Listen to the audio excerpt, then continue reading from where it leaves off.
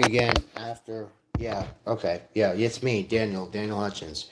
We're back again after having 9 hours of sleep. Okay, so we had 9 hours of sleep, just about 9 hours of sleep. So we're back again and we're talking more about the universe. Did you guys know Walt Disney has now plans? Now Walt Disney Entertainment has now announced a plan on Wednesday. They are to open up a Disney theme park in the United Arab Emirates, in the capital of United Arab Emirates. Walt Disney has announced his plan to open up a park in United Arab Emirates in collaboration with her friend, the regional developer Mywell Group, representing the first major new park in almost nearly a decade and the very first Disney park of the Middle East. Okay, the planned Disney waterfront resort will be located on Yah Island. It's a popular tourist destination to the home of the Middle East and has oftentimes had family friendly attractions, including the Warner Brothers World, Yah Island, SeaWorld Yah Island, and Yah Island and Waterworld. Now, again, this city in the Middle East has a population of about 2.5 million, which is pretty good. Now, this recorded more than 34 million visits in 2023. There's a 38% rise compared to the years before. They said, "We've always been interested in this part of the world, and we want to bring our Disney parks over to the Middle East because it's something we never done before, and it's experiment." So, Disney Experience Unit says they're adding a new location over to the Middle East with our friends at Myrtle. Myrtle, which is a based leisure entertainment group responsible for developing the Yah Island, will have to finance and build and operate this resort. The creative tech team and professionals who design Disney parks, known as or Imagineers, will have to have a creative design and provide operational oversights. Again, nobody said being an Imagineer is easy. In fact, it's really hard. The U.S. entertainment company has earned royalty based on parks revenue across internationally, for instance, Paris, China, and places like that. However, make no mistake, the Disney park will be authentic according to the distinct oasis of extraordinary Disney entertainments and venues on the crossroads of this world, Bob Iger said on a statement meeting on Wednesday. Disney does not say when they are going to open this park, but they know the project of the scale can take about a couple years to design this, and probably about 4 or 6 years to build it. Now, after 4 or 6 years, once this park is complete, this will offer Disney themed attractions, dining, and retail experiences in a way that kind of blends the Burbank entertainment with the people over in the Middle East.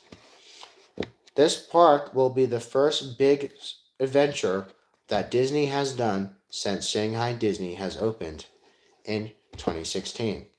This represents the continuation of diversity across the world, for as company plans to turbocharge their experience unit, which also has included 6 global parks resorts, a cruise ship line, and a family resort in the state of Hawaii.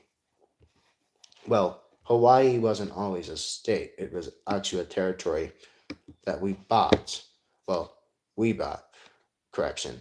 In 2023, Disney announced they would commit $60 billion over the next decade to double the size of the Disney cruise ship fleet and invest their theme parks, and will take a large minority stake in Epic Games, the creator of the online game Fortnite.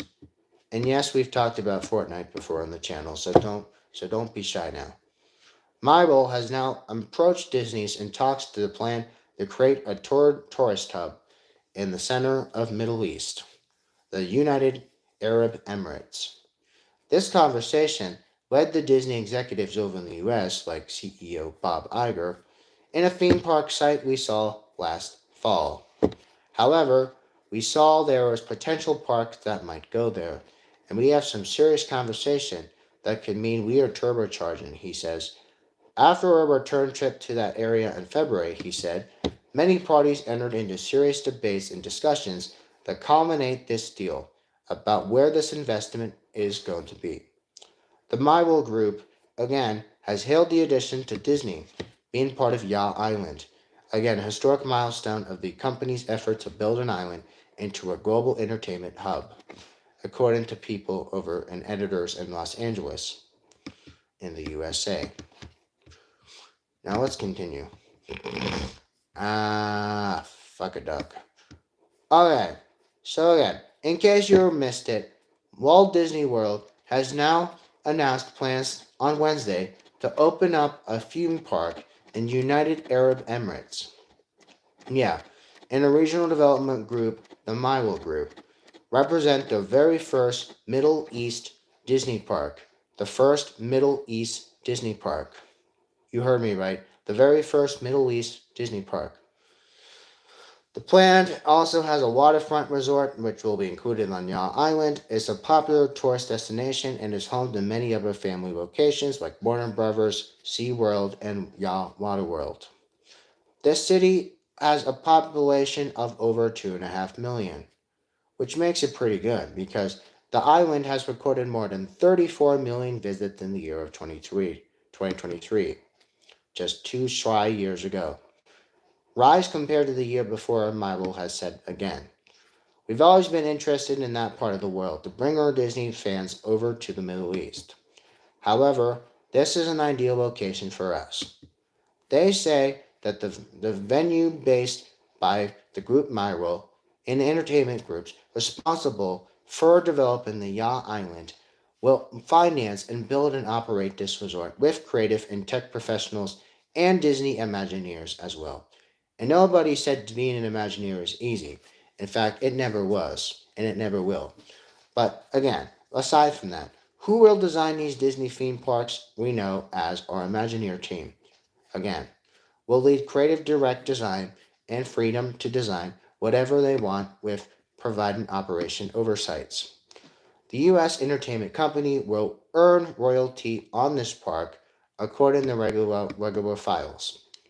The Disney park will be authentic Disney again and is an oasis where extraordinary Disney entertainment will be in the crossroads of all the world, Disney CEO Bob Iger says in a meeting on Wednesday. There even is a picture I can show you.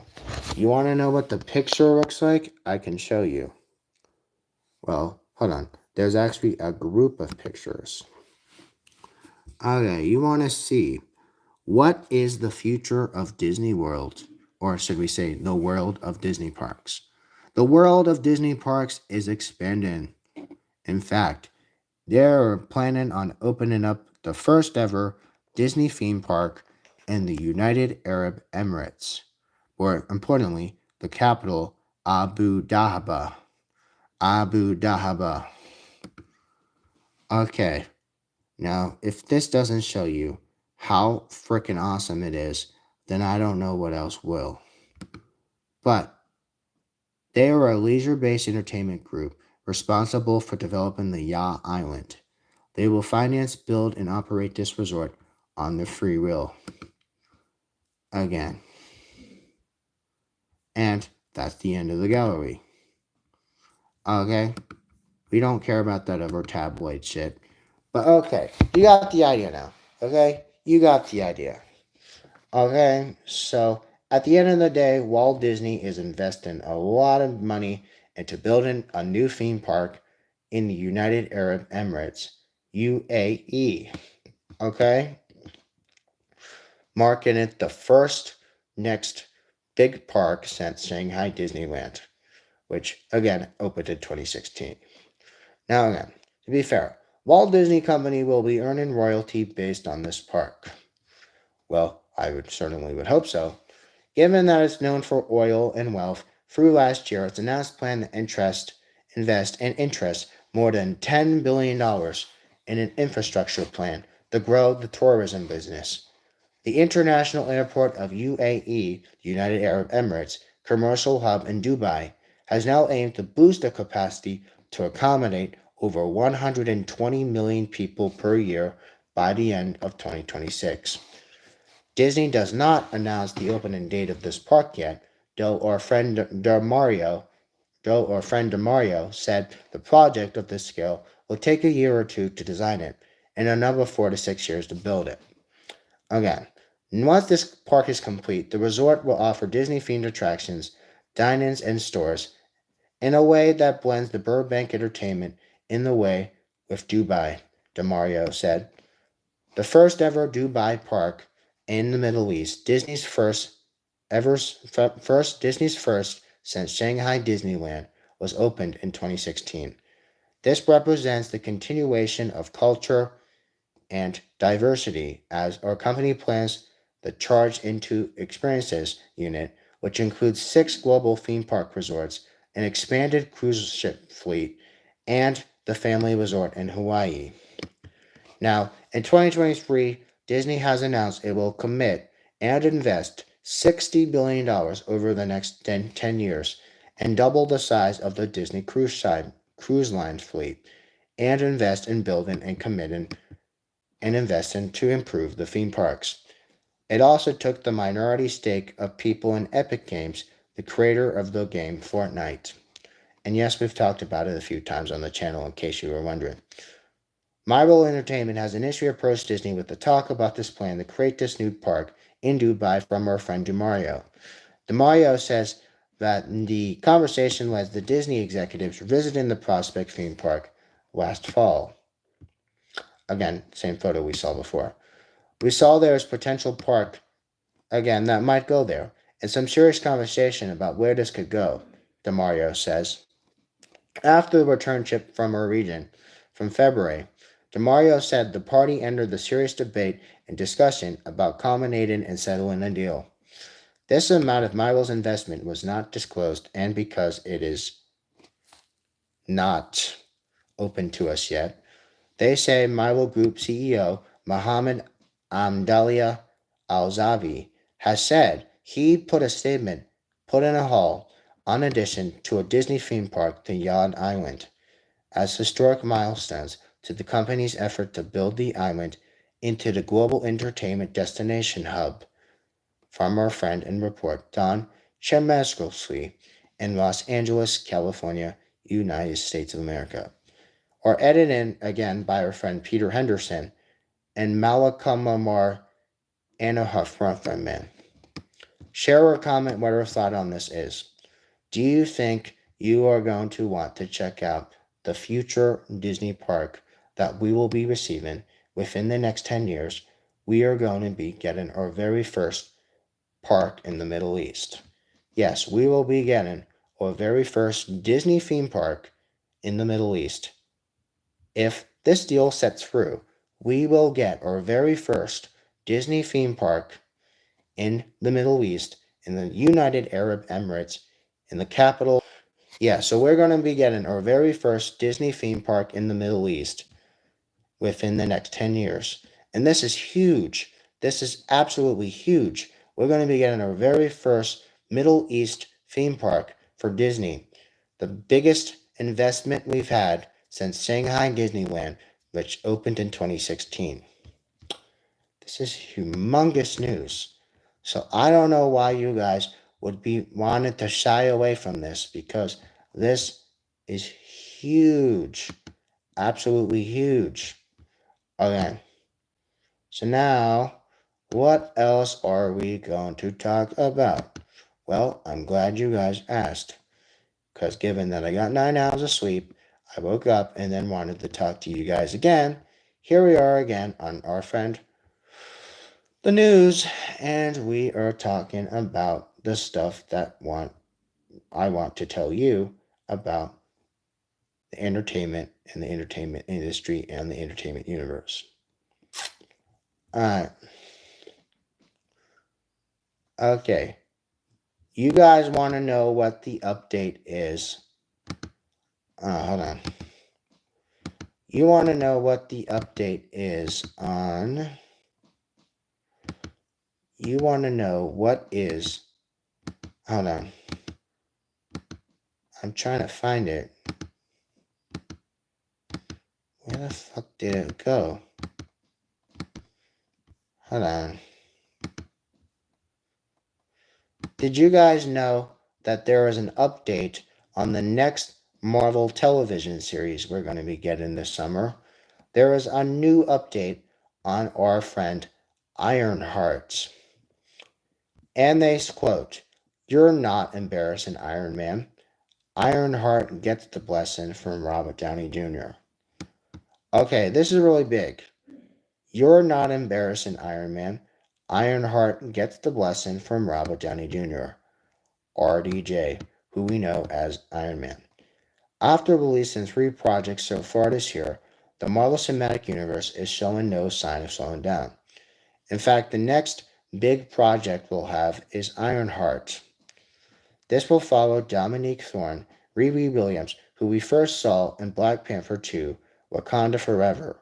However, some have already taken to compare Riri to Tony Stark, Robert Downey Jr.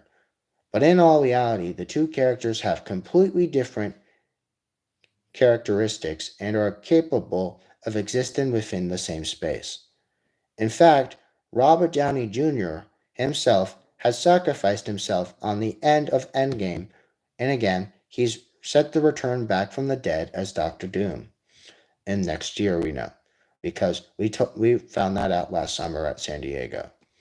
Now, Thorne has recently sat down with Empire magazines for an interview, and she said she has spoken to Robert Downey Jr. about taking on the role of Ironheart, and he even offered up a blessing by putting on his very own armor. And Robert Downey Jr. and I said, after we wrapped this up, we said, we shared very, very lovely words about my journey. He's even told me how excited he is and is rooting for me and is ultimately my cheerleader. Although I literally got 2 thumbs up, like, again, it's really reassuring to know you're not embarrassing Iron Man. The article also includes the new books on upcoming Ironheart, which again can be found in plots below. The plot detail on Ironheart is being kept under secret tight keys right now, but it will be released out of the Disney vaults very, very soon. More sooner than you think. But it has been really much confirmed that Anthony Ramos, he will play the Hood in the upcoming Disney Plus show. It's highly speculated this will show the very first time where Riri Williams will come out of her shell, and in her element she tries to battle magic and technology. Those are not unfamiliar challenges because her armor has been a predecessor, again, by our great friend Tony Stark, who's made a name and legend for himself. And by using a box of scraps like we saw back in 2008, all the way back when MCU started, back in Afghanistan, he made his very first Iron Man suit. But again, at the end of the day, it looks like it's all odds are up against Riri Williams, the future Iron Man. Well, Ironheart is really her name, but the future of Iron Man will be her. Now, sadly, as that will be. She will certainly prevail. No thanks, but again, thanks to her arsenal and technology and her quick smart wits and her ability to think on her feet. Does Ironheart have a release? Well, right now, as we said, Marvel Studios has the date for Ironheart next month. Next month, guys, next month. In fact, Ironheart is not even going to set onto the platform until June 24th, which I know is kind of still a long time, but in all honesty, it really is not. And while expected to use the standard week release model, this has yet to be confirmed. The Marvel Universe has already released your friendly neighborhood Spider-Man back in January, Daredevil Born Again in the spring, and now again we have Ironheart. Several more shows are coming down the road, but shortly after Ironheart we have our friend The Eyes of Wakanda, the animated series following the Wakanda warriors throughout history in the vibranium artifacts. The Eyes of Wakanda will be the second summer series that will take place after Ironheart, and The Eyes of Wakanda will not even hit stream until August the 6th. Okay? Now, following behind the eyes of Wakanda, after that, a couple months after, we'll have the Marvel What If spin-off, Marvel Zombies. This will have to get released on October the 3rd, and coming around Christmas time, we have Wonder Man. Now, unless you read a lot of the Marvel Earth's Mightiest Heroes, the Avengers from the 1980s, you probably are pretty familiar with Wonder Man. Make no mistake there. However, Wonder Man is also believed to be one of the really big members in the 1980s roster of the Earth's Mightiest Heroes. In fact, he also was even on the West Coast Avengers for some time as well. Now, Ironheart will also premiere on June 24th again. So again, stay tuned to Collider and all our friends here on the internet while we update you guys here on the Hutchins Hut for more future updates and coverage on our series and other MCU things. Also, you can also check out our sources over on Empire Magazine, right here via from MSN, MicrosoftNews.com. And there's also a video, everything we know so far about Ironheart, the show, and you can watch it on YouTube. Yes, they have a YouTube video on that. So go check that out, Ironheart. It's going to be coming out June 24th. And again, it's supposed to honor and respect the legacy and follow up the legacy after we have Tony Stark, Robert Downey Jr., given Riri Williams his ultimate blessing. Okay. In fact, he says, "You're not embarrassing Iron Man. You're embracing him.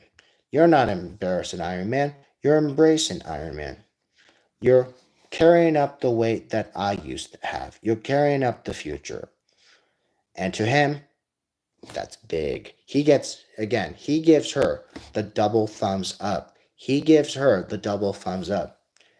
And obviously, that's big coming from RDJ, Robert Downey Jr. himself. The father and again, the very big man who has started the Marvel Cinematic Universe all the way back in 2008. Okay, so what are we going to do? What else? We're going to be talking about more about President Kevin. So what's going on with Marvel President Kevin? Marvel President Kevin has reportedly feels that the recent Marvel shows and movies feel more like homework than entertainment. Okay, so why does President Kevin feel this way?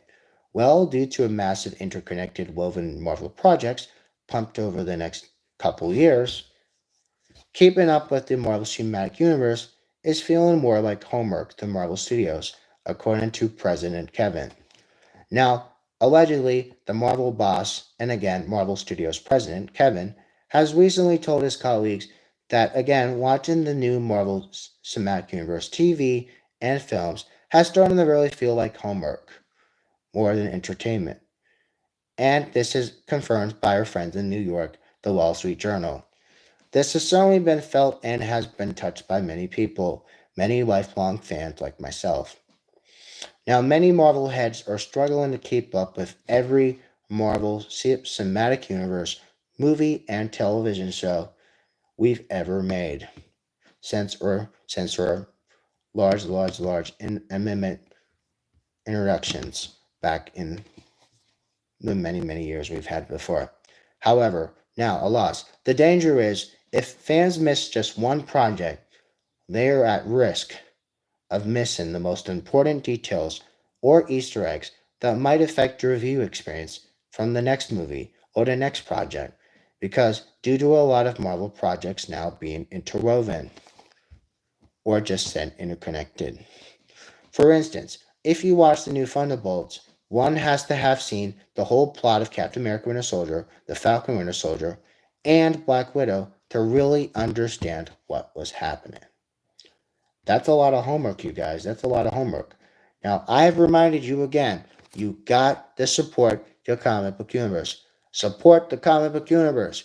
Yeah, buddy. Support the comic book universe. Yeah, buddy. Support the comic book universe. Yeah, buddy. So again, you have to keep up You have to keep up.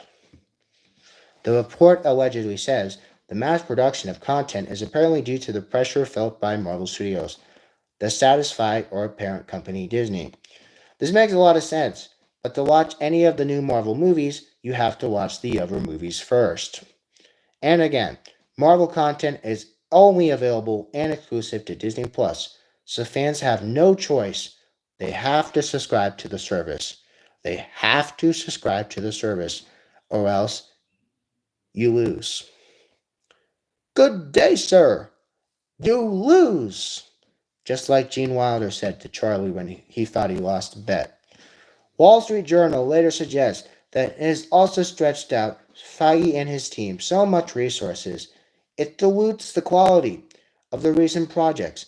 Now, in turn, this leads to disappointment box office results, and as Captain America 4, The Brave New World, which made double the budget globally, even though it's performed really softly by Marvel films.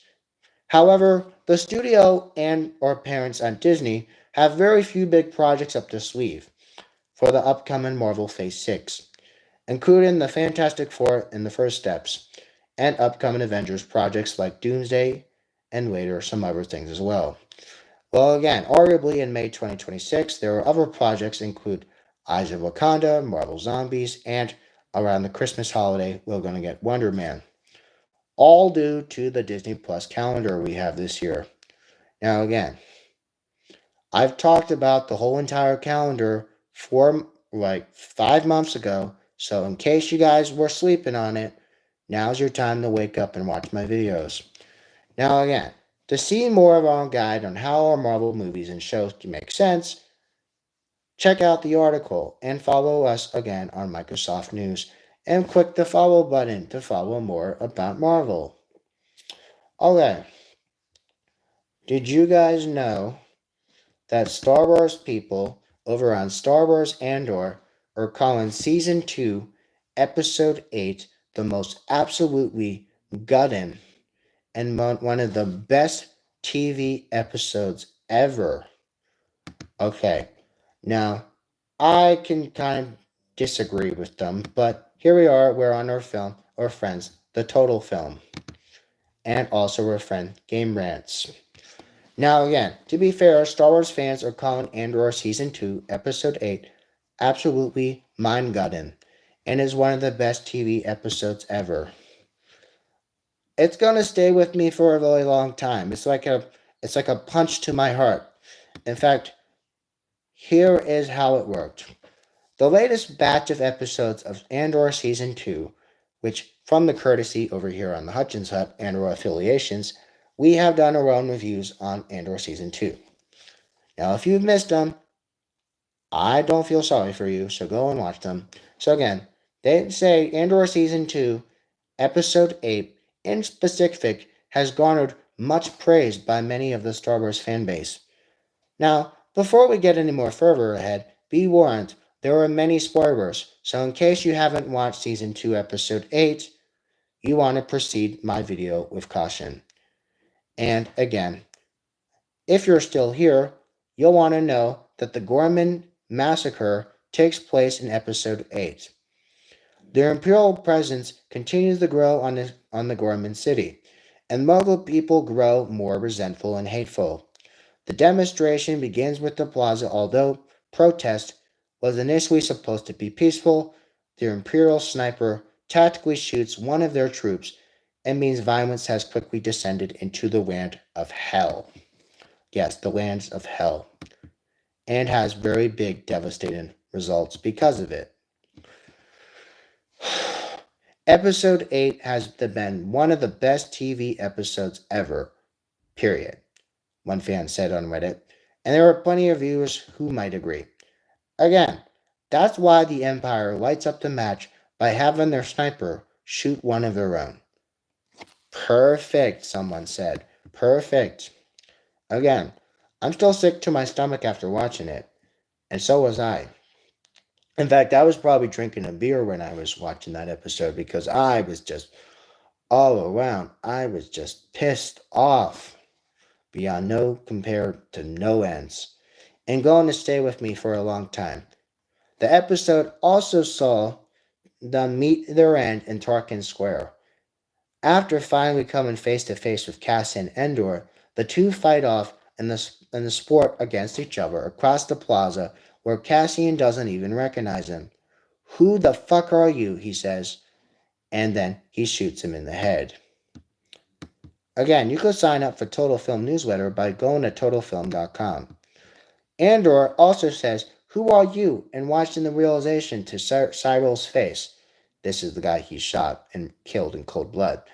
Again, most people forget, but the tree never forgets. It's powerful, they said. Absolutely mind-gutting. Emotional packed. Oh God, it definitely is emotional packed. I can tell you that much, son. And I had a feeling he was going to go down in the massacre. But not like that. God damn. Another drawn comparison says another popular episode of season 1. That shit is on the same level as the one Way Out, someone said, referring to episode 10 from the first season. However, with Cassian breaks out of prison on Narkia 5, which is the planet prison. That is a high praise in my opinion.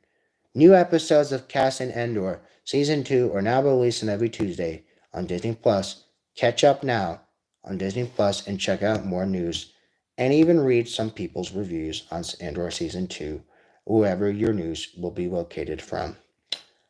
Okay. So now, what are we gonna do?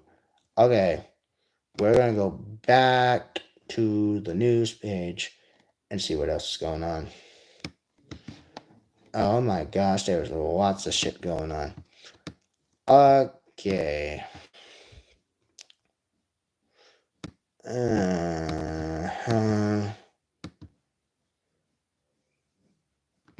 Did you guys know that 10 years later, Star Wars The Force Awakens is what set the sequel trilogy up for failure? Yes, this is going to be really, really deep. Okay? Prepare to go deep. Because 10 years later, Star Wars The Force Awakens sets up the sequel trilogy up to fail. As director John Waters loves to tell a story about a local Baltimore thrift shop, for small fees and patience, you can buy a bag gift, again possibly of higher value. And as they recall the story, because the shop owner would just wrap up the bottle cap, stock them in a bag, in other words, you ran with a grift. Waters would be basically saying the same statement about Star Wars The Force Awakens. This was released in 2015, and by golly, it was. Again, Force Awakens marks the third installment of Star Wars after the success of originals and prequels that were done by the late great George Lucas. It also inaugurated Star Wars movies for the big screen after the purchase of Lucasfilms back in 2015. For the first time series, George Lucas had no involvement in Beyond Star Wars. Again, with consulting with many people. Although he surrendered his universe to Disney, alas, all the way back in 2015, arriving to the massive hype and has scored multiple positive reviews in big office halls. Viewed about 10 years later, however, the film feels more like a soft spot, where Star Wars just drove it off a cliff in a moment where they thought there was going to be a comeback. John Waters also said the film teased a lot of wink to the audience, promising buried treasure that was never found. And by golly, it wasn't found. Providing real Star Wars stories to make the audiences fall in love again. The Star Wars Force Awakens has led to nostalgic whimper. 30 years after Return of the Jedi and The Force Awakens explains a lot of shit. Now again, the success alone from Force Awakens made a lot of sense in the time because it was in 2015, so what the fuck? So only novels that really followed after the events of Return of the Jedi, and again, or in just media, and we had the Clone Wars series, which basically we already know followed the prequels. That was changed back in Christmas of 2012, when the Walt Disney Company has acquired Lucasfilm for $4 billion on that same day. Disney announced a plan to see one more Star Wars movie hit screens every year. Well, also, at the same time, we haven't seen one for a long time now. The first batch again longed and dreamed of the sequel trilogy, with our legacy characters returning, just to see them just get popped off, popped off, popped off, popped up one by one, and they die. Needless to say, Star Wars fandom had went completely crazy. J.J. Abrams, who he helmed the big screen of Star Trek movies, has felt like he was a wannabe with Star Wars Adventures. He signs on to direct, okay. He promotes Force Awakens, sure. But in the end of the day, he emphasized the movie would rely on practical sets and effects rather than CGI backdrops. The prequel trilogy has endured backlash over George Lucas' decision to rely on digital effects even before his movies hit the screen. Disney has worked with J.J. Abrams to set up the tone to the Disney-sized Star Wars that made the nostalgic kind of lean off of it, and to set up the sequel for a major failure. Again, by God, the sequel trilogy is a massive failure. Each movie got consecutively worse. From the first frame, okay, without interruption, everything about Force Awakens feels behold to the original trilogy. But that's not what happened with the others. Oh no, that's not what happened with the others. And it's basically the films for inspiration. So they just basically copied off everybody. That's what they did. They basically copied everybody. The Force Awakens opened up again with her friend Oscar Isaac, who played Poe Dameron, and his droid BB-8, finding the map to lead to a world where we saw the exiled Luke Skywalker. Again, we also have the lightsaber grandson, Kylo Ren, and again played by the great Adam Driver. Again, he also has his Neo Imperials and again his Imperial the First Order. He then took Pro a prisoner. BB-8 escaped into the desert, found a young scavenger girl named Rey, who made a life scavenging bits on crashed ships. She stumbled on BB-8, takes them in, aboard on a Star Destroyer, nameless Stormtrooper, again John Boyega, helps Poe escape off onto the planet. Poe dubs him as Finn, and then he sets him on a search to find Luke.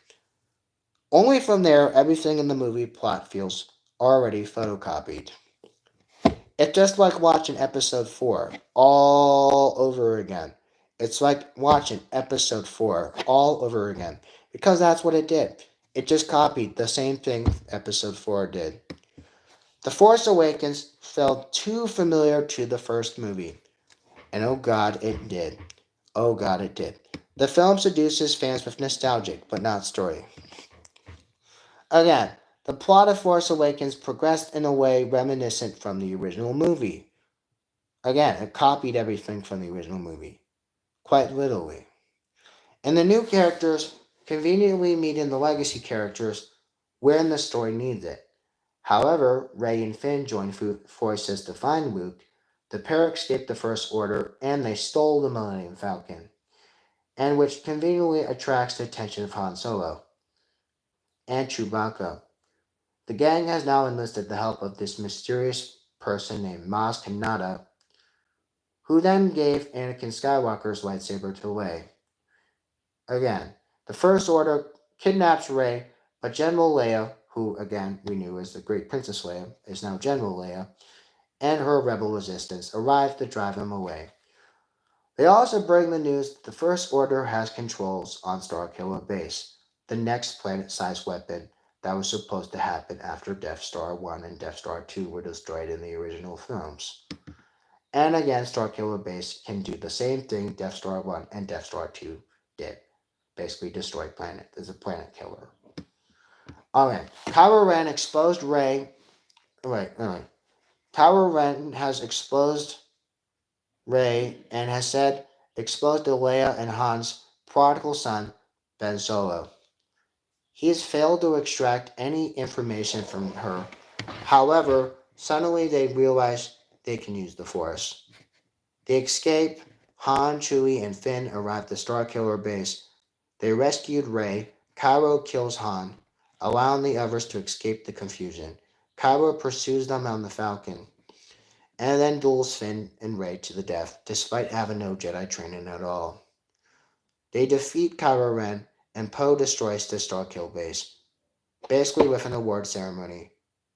Basically, on the end, we travel to the really end where we find Luke meditating on a cliff somewhere out in the middle of Ireland. Everything from the plot basically follows everything from the original. It's like slap, slap, slap, cut, paste, paste, slap, slap, cut, paste, slap, and cut and paste. That's all it is. It's a cut and paste job. That's all it was. And it's identical to what we saw in the original from 1977. Now again, to be fair, the droid has secrets. Again, the heroes unite to search the secret rebels, resistance, the First Order, Imperials have the super weapon. Again, the war hero sacrificed himself, and new heroes and grand destinies tries to save the day. But in the end of the day, the good guys blow up the bad guys. Just like episode 4. It's slap and paste, cut and paste, cut and dry. It's basically just copying and ripping off episode 4. Like I've said, like for the last 4 or 5 times now, they're basically copying and ripping off the original. For all the elaborate production design, the sound, and fury, The Force Awakens go off in its way to copy the original movie. And worse, it often defies logic in doing so. How does Star Wars Force Awakens define basic logic? Well, again, 10 years later, J.J. Abrams presents Flash instead of flesh and blood storytelling. Star Wars has never concentrated much on following the laws of physics. And they never did, because The Force Awakens treatment at the end of the day of Starkiller Base underlines one of the film's biggest flaws. The construction of the base itself should raise a few eyebrows and scratch a couple heads. Can you warp through hyperspace? And if it does, how does it not freeze? If not, how does it aim? And also, why in the name of Sir Isaac Newton can anyone see a planet explode across the galaxy in the same time? Well, again, Starkiller Base doesn't make a lot of sense. And nothing in the movie made sense. Because Starkiller Base, much like The Force Awakens, just feels like a carbon copy of the Death Star from the original movie. Again, plot element at least made some sense in some terms. It's substantially big and can travel through hyperspace and sustain itself. It also has structural flaws that allowed Luke Skywalker to destroy it. In The Force Awakens, Poe targets the ill-defined oscillator that somehow destroys the planet-killed weapon, and it seems like the filmmakers use it to a plot as a pun joke. Worst of all, The Force Awakens defies the established rules to the Force. As we saw from the original films back in 4, 5, and 6, it took Luke Skywalker years to use Force telekinesis, and even longer to use Jedi mind tricks. Again, Rey uses both without any Jedi training at all, and without even trying. The movie establishes Kylo Ren as so powerful he could stop a blaster bullet in mid-air, and he has killed his father. Again, a trick that may have really helped all those Jedi that were shot to death by clone troopers back in Order 66. However, alas, yet despite the power, Kylo cannot overcome Finn. And no, he didn't, because he failed. Again, who has never seen a lightsaber duel before? Yet to also borrow one of Han's quick lines in The Force Awakens, that is not how the Force works. That is not how the Force works. Again, that is his most famous line from Force Awakens. That's not how the Force works. That's not how the Force works. So much of The Force Awakens is basically chew and chew and chew and chew and chew. And again, it seems to follow, it thinks the audience wants it, but at the really end of the day, they don't want it. In fact, it's just destroying everything.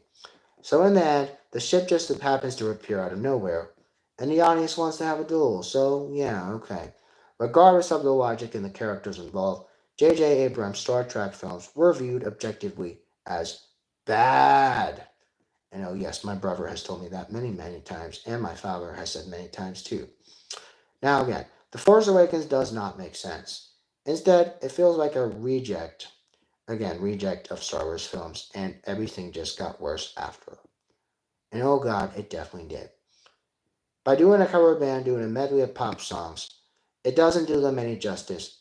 It's just a carbon copy of the original. The Force Awakens does not have characters, it has caricatures. The mugging of the cast and familiar sights that cannot save the movie or the trilogy. J.J. Abrams doesn't concern himself with characters at all. In fact, the environment of The Force Awakens, the characters seem to rehash those from the original just to have those new names. It's basically everything from Star Wars The New Hope pops up here. Rural Kid, Darren Pilot, Snob Officer, Wary Warrior, Masked Villain. Yeah, we got that. But Abrams mixes and matches these qualities to some degree and relies on personalities of these people to sell his stuff. He doesn't create characters, he just makes characters and just fucking outright destroys everything. Okay, consider Finn. What did he want? What did he need? What framed him? What choice made him decide to accept his destiny and move on? Again, The Force Awakens never addressed that question. John Boyega doesn't act so much as mug and smug on the camera while having painful lines. You got a cute boyfriend. Again, fuck off, fuck off, fuck off. The actor himself expressed really big displeasure and distaste, had really big bad taste in his mouth after Disney and Lucasfilm has treated his character, and he has good reason for it. I've done a whole discussion about how much he hates Star Wars. Oh yeah, I've done a whole article special one time on my live about a couple months ago. John Boyega has said he thinks Star Wars is too white. Yeah, he said it. He said Star Wars is too white. Again, if you don't believe me, look that up yourself, and you'll just thank me for it later. Other characters just lack definition too. Poe just shows up out of nowhere when the plot just needs him. General Hux, he never amounted to anything. He's just a mustache twirling motherfucker villain who didn't serve any fucking purpose at all. He's just a really much of a douche. And oh gosh, General Hux is a douche. He is the grandest of all douche.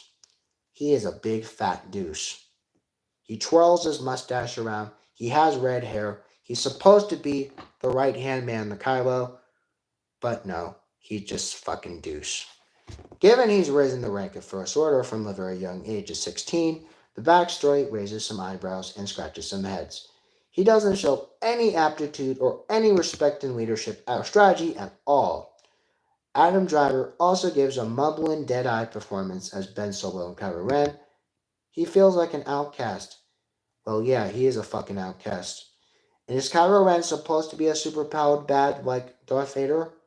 Well, I don't know. Answer that yourself, asshole. Again, does he just pretend to be? The movie wants to have it both ways, but Adam Driver's performance does not help the story either. In fact, it dwindles the story. J.J. Abrams also wasted other talents in the cast as well. And again, they have nothing to do with the plot at all. And I'm not going to try to say those names because I'm going to butcher them and I'm going to fuck up and I'm not going to say those names. So let's just keep going.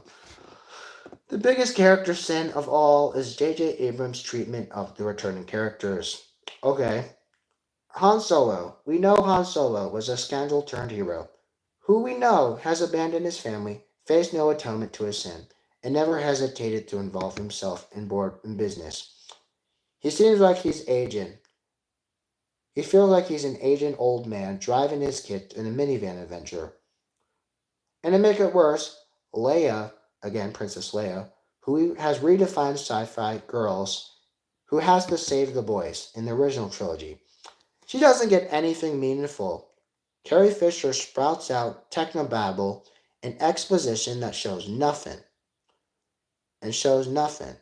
The can-do spirit that made her so enduring.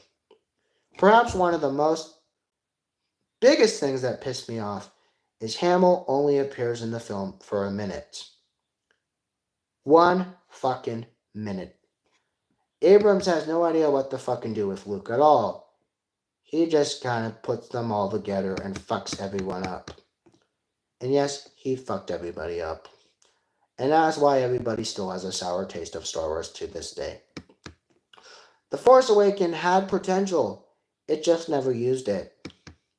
The movie plays more like a TV pilot than the feature film. The star Daisy Ridley herself has said she's been seeing presence of the others, while Force Awakens was a strong asset to her performance. While the film does give Rey something of her own story, she chooses to seek Luke rather than her family. She probably doesn't even know where her fucking family is. For all they know, they could have been killed. She wouldn't have known that. She's a stupid ass fucker. So, much of the character remains undefined. And the film establishes many questions about her lineage. Why did her family get stranded? Why did her family strand her on Jakku? I don't know. Go in the movie and find out, motherfucker. Again, Abrams again has decided and has defended these choices as mystery box approach by hooking the audience with nostalgic. Again, the catch is these elements erased past aren't mistakes. They are vulgar mysteries that have a movie that has clues left over, and by taking them all together, point and point solution, Ray's story is just bark with no bite, and is elements that this movie does not bother to fill. Yeah, the movie besides itself offers lots of flashbacks that send her back to Luke. They don't add up to anything. In fact, it just makes more people pissed off at her. In the end of the day, most of the time of the reviews of the release, many viewers say The Force Awakens gave this submission a pass. While the other two movies, oh, that's really bad. Again, these questions would eventually have answers, but in that sense, The Force Awakens feel more like a TV pilot than a real movie. And again, film needs to work on that. Again, mysteries need clues, and clues need answers, and clues need solutions. Well, many people argue the function of the Knights of Ren. Okay, why did we not have the Knights of Ren?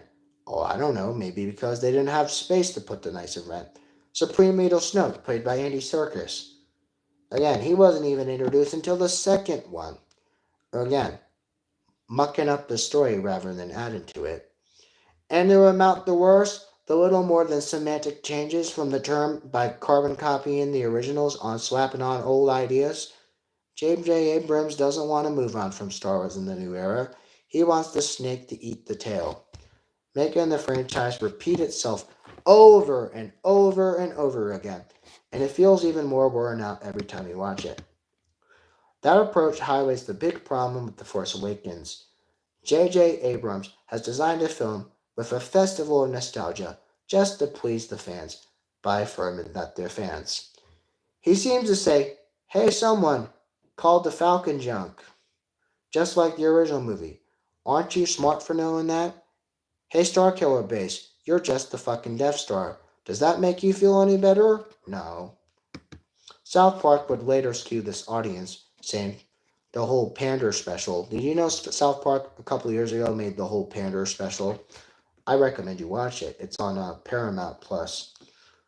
Again, instead of offering a story that would make Star Wars feel fans of old and new fall in love, it just pisses more people off because J.J. Abrams was definitely pandering. Oh yeah, he is definitely pandering. Force Awakens creates bigger problems for the rest of the franchise. This movie made fans toxic.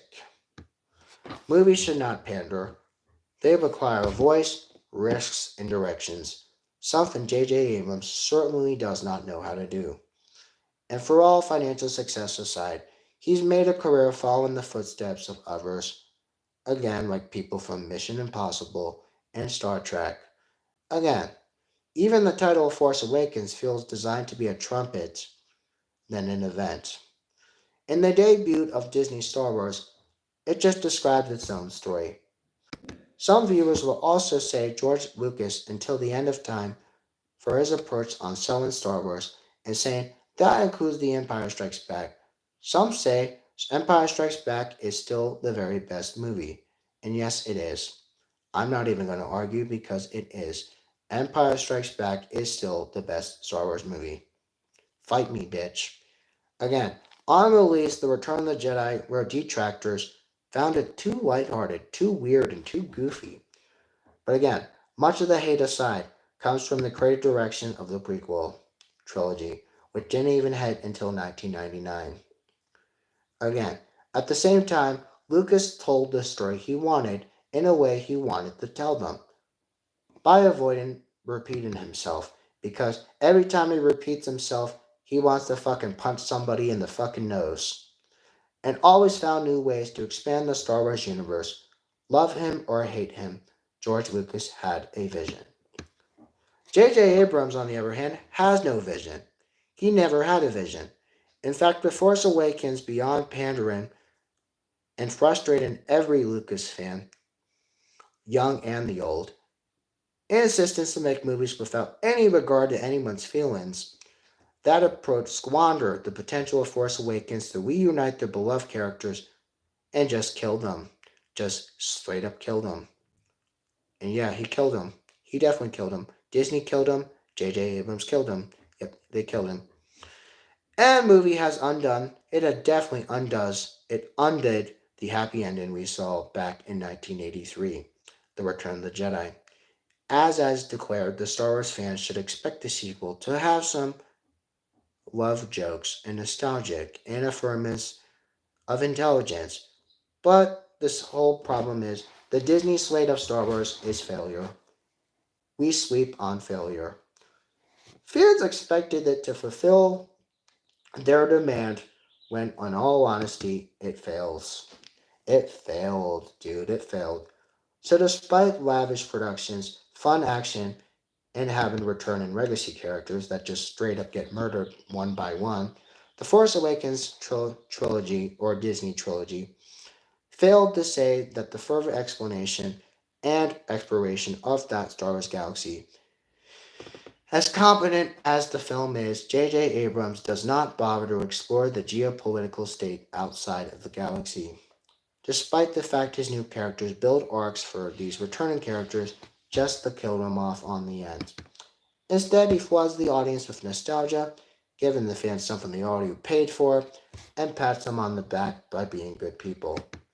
J.J. Abrams and Disney and Force Awakens Star Wars has led fans into a grab bag of goodies, where at the end of the day, it fucking sucked. Inside it all, it's junk. It is junk. Junk. All it was is junk. So, again, I know it's been already almost an hour now. So, yeah, it's almost going on 10 o'clock in the morning where I'm from. Um, Now, depending on where you're at, I don't really know, but nor do I care. But the problem is, 10 years later, Star Wars just basically failed. Yeah, 10 years later, Star Wars Force Awakens has set the universe up to fail. And yet, this was posted yesterday by your friend, David Reddish. Again, 11-minute reads. Again, this is the reason why we didn't have a Star Wars movie for so long, because, again, Star Wars Force Awakens had set everything up to failure. Yep. I hope you're happy, everybody. I really hope you're happy because now, again, like I said, I felt like I'm a skeptic. And yes, oh God, I did feel like a skeptic. But to be completely honest with you, I never really appreciated Disney's Star Wars attempts anyway. So, again, if that's telling you something, then I don't know what else would. Because to be honest, Disney has just been pandering and pandering and pandering and pandering, just like Eric Cartman and all his friends on South Park had said on that special. And yes, they're pandering. They're not only pandering Star Wars, no, they're pandering all the live action films, the classic films, the MCU is being destroyed, the Star Wars universe is destroyed, and every single classic movie that made Disney great is get destroyed. Again, sorry to leave you guys on a sad note, but I'll see you later.